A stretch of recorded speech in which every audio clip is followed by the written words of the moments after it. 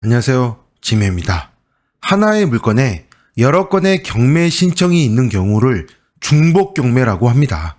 그런데 여기에도 디테일이 있습니다. A와 B가 공동 명의라고 가정을 하고 A 지분에 먼저 경매가 들어왔다면 이 물건은 지분 경매가 되죠. 그런데 이후에 물건 전부에 대해서 경매가 들어온다면 이 경매는 지분이 아니라 물건 전부에 대한 경매가 되게 됩니다. 그래서 이 물건을 살펴보면 먼저 지분에 대해서 임의 경매가 들어왔습니다. 그런데 그 이후에 지분 표시가 없는 물건 전부에 대한 임의 경매가 들어왔습니다. 그러므로 이 물건은 지분이 아닌 물건 전부에 대한 경매가 되게 됩니다. 지분 경매와 전부에 대한 경매 차이 별거 없죠?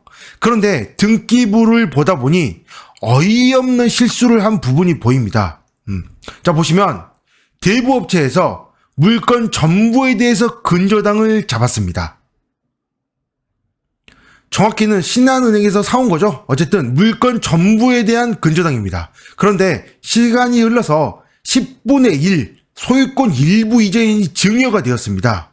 소유자가 2명으로 변동이 된 거죠. 그렇다고 해도 대부업체 근저당은 살아있고 증여만 했으므로 근저당을 끼고 증여를 했다라고 보시면 됩니다.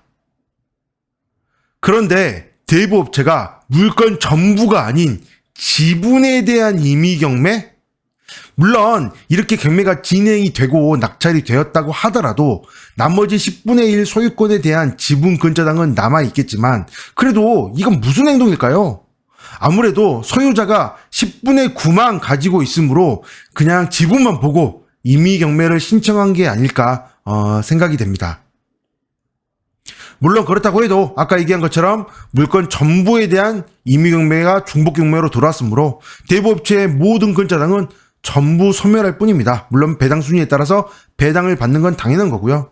실수는 했지만 이렇게 실수는 했지만 실수가 아니게 되는 상황으로 갔으니 문제는 안 되겠지만 그래도 이런 실수를 하면 안 되겠죠?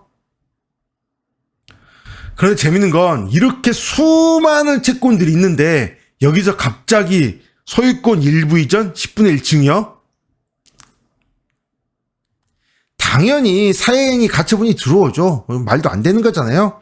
10분의 1 지분권자는 쓸데없이 증여를 함으로 인해서 괜히 취득세만 버린 행동을 하게 되었네요. 왜 이런 행동을 할까 싶습니다.